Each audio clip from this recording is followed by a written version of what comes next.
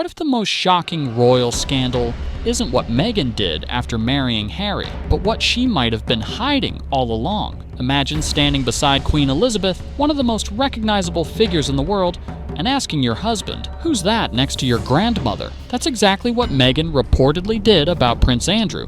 Yes, the Queen's own son. This bizarre moment, if true, wasn't just a slip. It cracked open a vault of whispers, timelines, and very suspicious coincidences. Meghan calling the Queen Harry's grandma might sound innocent, until you realize it's just the tip of the iceberg. An unknown actress with very known connections.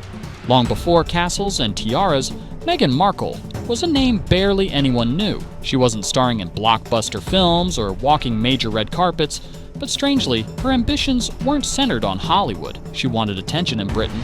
A British journalist remembers a casual meeting with Meghan over drinks back when she was just another hopeful actress. According to him, Meghan wasn't relaxed or carefree. She was determined. She asked how to get noticed in the UK media scene. Not America, not Los Angeles, but Britain. During their conversation, Meghan opened up about her divorce and mentioned how difficult dating had been. But the most surprising moment came when she brought up Ashley Cole, a famous British footballer. She admitted she had hoped to meet him, but when the journalist warned her about his negative press, Meghan's expression reportedly changed, as if a carefully mapped plan had just fallen apart. Why was an unknown American actress so focused on British celebrities? Why was she trying to enter elite British circles before she had any connection to royalty? These questions reveal something much deeper than career ambition. Meghan wasn't just chasing fame. She seemed to be carefully positioning herself to step into a specific world, and Britain, not Hollywood, was her chosen target. The mystery man named Yuan, richer than Epstein? Now here's where things get stranger. A name that barely exists in public records, Yuan. This mysterious billionaire isn't as famous as Epstein, but according to insiders, he's just as powerful and possibly even wealthier. Reports claim Yuan, not Epstein, was the one who first introduced Prince Andrew to luxury trips across Asia. And Meghan? She may have crossed paths with him too. Sources say Meghan's college sorority wasn't as innocent as it seemed. Former sorority sisters claim their group had ties to Yuan's wealthy network. Meghan allegedly traveled to Thailand in 2001, a time that coincides with Andrew's own suspicious trips to the region. According to her former friends, Meghan spent that vacation surrounded by wealthy friends she supposedly met through those connections. There's more. Meghan reportedly told her sorority sisters about yacht trips around the Mediterranean, where she met influential people. One account even suggests that Meghan appeared in a now infamous yacht photo beside Epstein's known associate, though nothing has been officially confirmed. It raises a crucial question. How could a young university student from California afford these luxury experiences? And why was she repeatedly spotted near people connected to royal circles years before meeting Prince Harry? When Meghan's relationship with Harry went public, many believed she was new to that world. But based on these accounts, it's possible Meghan had been orbiting royal-adjacent circles for years, long before the cameras noticed her. The Missing Spain chapter. Where was Meghan? Really? After completing a short embassy internship in Argentina, Meghan Markle's academic records show something surprising. She spent the next 3 months enrolled in a university program in Spain. Yet in countless interviews, speeches, and social media posts, Meghan has never mentioned this period of her life. No Instagram captions, no interviews, no stories about her host family or cultural experiences. Absolutely nothing. And that's unusual. Studying abroad is typically a proud and memorable life chapter. So why did Meghan erase it from her public narrative? Insiders suggest that Meghan wasn't actually studying during those missing months. Sources claim she was traveling across Europe and the Mediterranean instead. Often aboard yachts and staying at exclusive villas, she reportedly spent her time with wealthy, well-connected individuals, people with ties to royal and billionaire circles. For someone without financial resources or fame, it's a curious way to spend a summer. Why was this part of Meghan's life kept hidden? Why no mention of those months in Spain when she openly talks about filing papers in Buenos Aires? Perhaps because the truth behind those months is something Meghan doesn't want the world to know. The vanishing Hong Kong interview and Prince Andrew's shadow. In 2012, Meghan was invited to Hong Kong for what was supposed to be a small promotion tied to the TV show Suits. But here's where the story gets odd. At that point, Suits wasn't a massive hit, and Meghan wasn't even one of the lead stars. Yet, she was flown business class, welcomed by top media figures, and treated like a headliner. Even more suspicious, Meghan recorded an interview with Diva Universal during that trip, and today, that interview has completely vanished from the internet. People who have tried to recover it find nothing. It's been wiped clean, erased. What did she say in that interview? According to reports, Meghan casually mentioned royalty being nearby, specifically Prince Andrew, and as it turns out, Prince Andrew was confirmed to be in Hong Kong at the exact same time as Meghan. Now, there's no official record tying them together directly, but witnesses from the event claim Meghan and Andrew attended the same gatherings, stayed at the same exclusive hotels, and were seen in the same VIP lounges.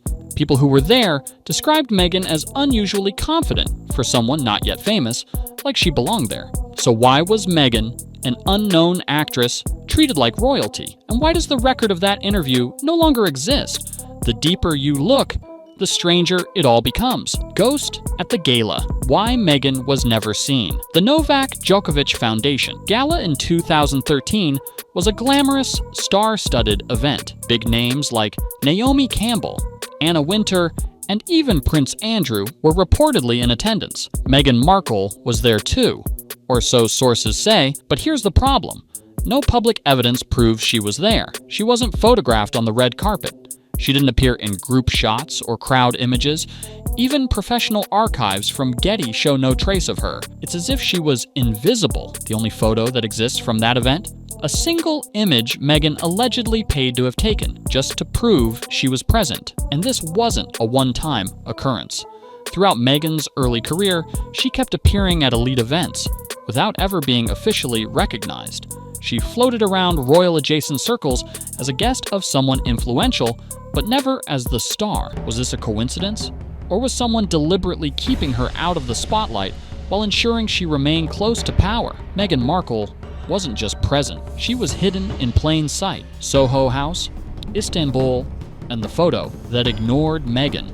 In 2015, Meghan attended the grand opening of Soho House in Istanbul, a major event for the rich and famous. A-listers were everywhere. Members of the British royal family, including Prince Charles and Harry, were reportedly nearby that same weekend. Meghan managed to get a photo with Oscar-winning actor Eddie Redmayne. This should have been a big moment for any rising star, but here's where things get bizarre. That photo made it to the Daily Mail, yet Meghan wasn't mentioned.